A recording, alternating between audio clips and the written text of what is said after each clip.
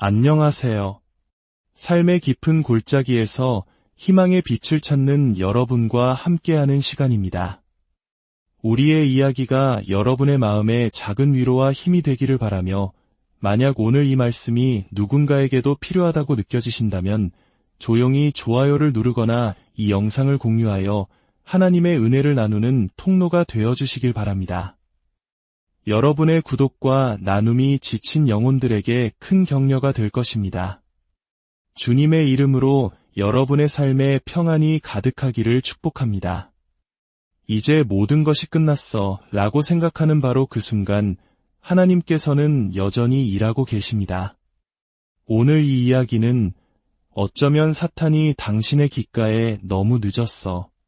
어떤 좋은 변화도 일어날 수 없어 라고 속삭이고 있는 바로 당신을 위한 것일지도 모릅니다.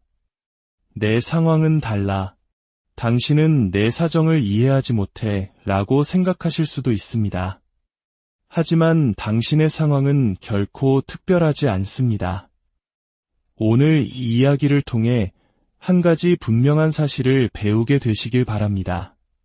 하나님은 여전히 당신의 삶 속에서 일하고 계십니다. 우리가 붙들어야 할 두 번째 진실은 이것입니다. 하나님의 지체하심에는 언제나 분명한 의도가 있다는 것입니다. 요한복음 11장 5절과 6절은 이렇게 증언합니다.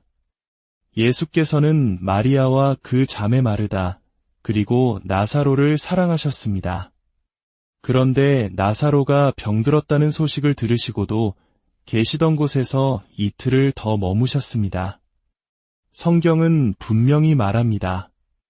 첫째, 예수님은 그들을 사랑하셨습니다.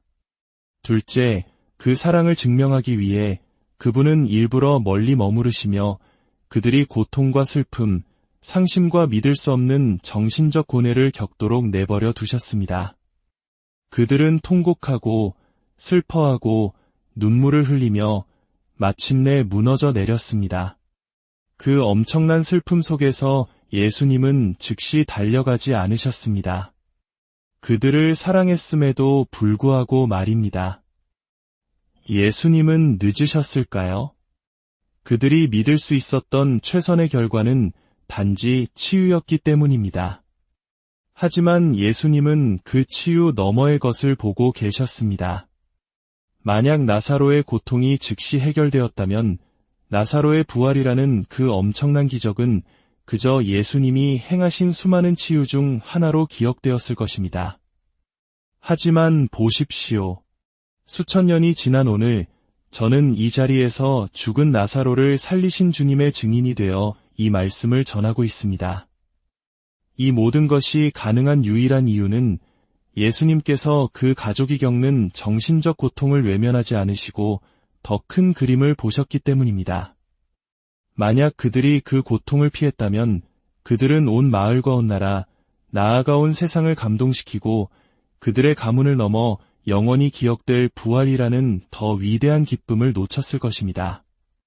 그들이 미처 인식하거나 이해할 수 없었던 그 모든 일들 속에서 하나님은 일하고 계셨습니다. 하나님의 지체는 언제나 의도적입니다. 왜냐하면 그분은 당신이 필요하다고 생각하는 것보다 훨씬 더 위대한 기적을 행하실 계획을 갖고 계시기 때문입니다.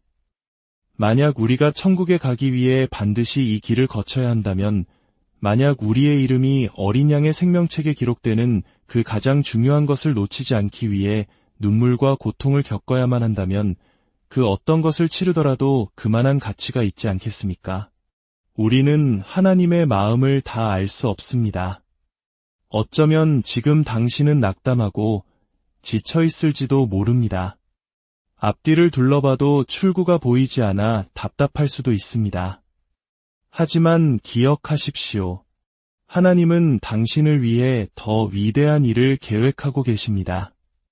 제가 배운 것이 있다면 그분은 여전히 일하고 계시며 그분의 지체는 내가 생각했던 것보다 더 위대한 일을 이루시기 위한 의도적인 계획이라는 것입니다. 그렇다면 저는 오늘 제 삶의 주관자 자리를 내려놓고 그분의 길이 내 길과 다름을 기뻐하겠습니다. 이것을 아십니까? 더 깊이 넘어질수록 더 높이 튀어 오르는 법입니다. 그러니 세상이 당신과 당신의 가족을 보며 비웃게 내버려 두십시오. 나사로의 가족처럼 예수님이 당신을 실망시켰다고 사람들이 수군거리게 두십시오. 하지만 기억하세요. 당신이 더 깊이 추락할수록 당신은 더 높이 튀어 오를 것입니다. 하나님께서는 당신이 겪은 추락의 깊이만큼 당신을 영광의 높은 곳으로 끌어올리실 것입니다. 이야기의 세 번째 핵심은 바로 이것입니다. 예수께서 눈물을 흘리셨더라 생각해 보십시오. 예수님은 자신이 하려는 일이 그들이 구하는 것보다 훨씬 더 위대하고 놀라운 일이라는 것을 알고 계셨습니다. 그들의 고통이 결국에는 엄청난 축복으로 이어질 것을 아셨습니다. 그럼에도 불구하고 그분은 우셨습니다. 마리아와 마르다가 비명을 지르며 하나님은 우리를 버리셨어. 하나님은 어디에 계셨는가? 왜 아무것도 하지 않으셨는가? 라고 부르짖을 때 그분은 함께 아파하셨습니다. 이것은 꾸짖음이 아닙니다. 저 역시 그렇게 부르짖을 때가 있기 때문입니다. 목회자라고 해서 다르지 않습니다. 우리 모두는 때로 모든 것을 의심하게 되는 시간을 통과합니다. 하지만 우리에게는 완벽한 구원자가 계십니다. 그분의 길은 언제나 옳고 그분의 방법은 항상 선을 이루며 그분은 신실하시고 우리를 사랑하십니다. 하나님은 당신이 걷는 길을 알고 계십니다.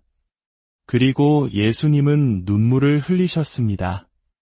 그분은 모든 것이 결국 선하게 끝날 것을 아시면서도 우셨습니다. 왜냐하면 지금 당장 그분의 사랑하는 가족 마리아와 마르다가 겪는 마음의 고통과 슬픔 때문이었습니다. 이 모든 것이 더 큰 축복을 위한 계획된 상황임을 아시면서도 그분은 너무나 자상하셔서 우리가 아파할 때 함께 아파하고 눈물 흘리십니다. 그분은 모든 것이 그분의 영원한 계획에 따라 이루어질 것을 아십니다. 에베소서 3장은 하나님의 만가지 지혜를 따라 모든 것이 어떻게 움직이는지 보여줍니다.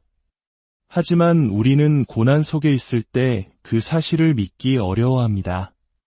그러나 우리 하나님은 그런 분이십니다.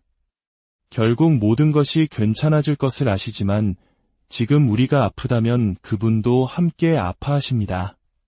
당신이 울고 마음이 무너질 때 그분은 바로 당신 곁에 계십니다. 예수께서 눈물을 흘리셨더라. 이 아름다운 말씀은 그분의 친구들이 힘들어했기 때문입니다. 히브리서는 말합니다. 우리에게 있는 대제사장은 우리의 연약함을 동정하지 못하실 이가 아니라고 말입니다. 다시 말해 우리가 낙심하고 상처받았을 때 하나님께서 저 높은 곳에서 무심하게 다 잘 될 거라는데 뭘 걱정해라고 말씀하시는 분이 아니라는 뜻입니다. 그분은 우리의 감정에 닿으실 수 있습니다. 왜일까요? 그분이 십자가에 달리셨을 때 그 기분이 어떤 것인지 아셨기 때문입니다. 나의 하나님, 어찌하여 나를 버리셨나이까? 라고 외치셨기 때문입니다. 그분은 지금 하나님, 도대체 무슨 일이 일어나고 있는 겁니까? 어디에 계십니까? 라고 외치는 당신의 마음을 누구보다 깊이 이해하십니다.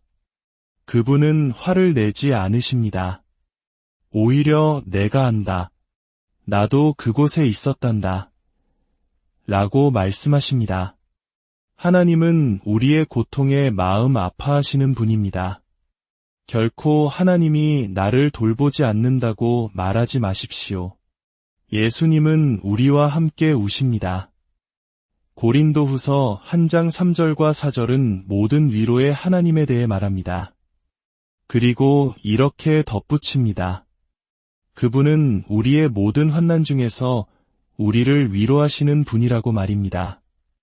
진정한 비극과 상심, 시련을 겪을 때 세상의 어떤 것도 진정한 위로를 줄 수 없습니다. 술이나 약물은 잠시의 도피일 뿐 깨어나면 현실은 더 혹독하게 당신을 짓누를 것입니다. 오직 모든 위로에 하나님만이 참된 위로를 주실 수 있습니다. 그분은 우리의 환난 중에 우리를 위로하십니다. 왜일까요? 바로 우리로 하여금 우리가 하나님께 받은 그 위로로서 환난 중에 있는 다른 사람들을 능히 위로하게 하려 하심입니다. 때때로 하나님은 우리가 어떤 일을 겪게 하시고 그 아픔이 어떤 느낌인지 알게 하십니다. 그리고 모든 위로에 하나님께서 당신을 위로하실 것입니다. 그 이유는 당신이 언젠가 당신과 똑같은 절망과 무력감 속에 빠져있는 누군가를 만나게 하시기 위함입니다. 그때 당신은 책에서 읽은 지식을 말하는 것이 아니라 이렇게 말하게 될 것입니다. 당신의 마음이 어떤지 압니다. 저도 똑같은 절망의 구렁텅이에 있었습니다. 그때 저에게 유일한 위로가 되어주신 분은 모든 위로의 하나님이셨습니다.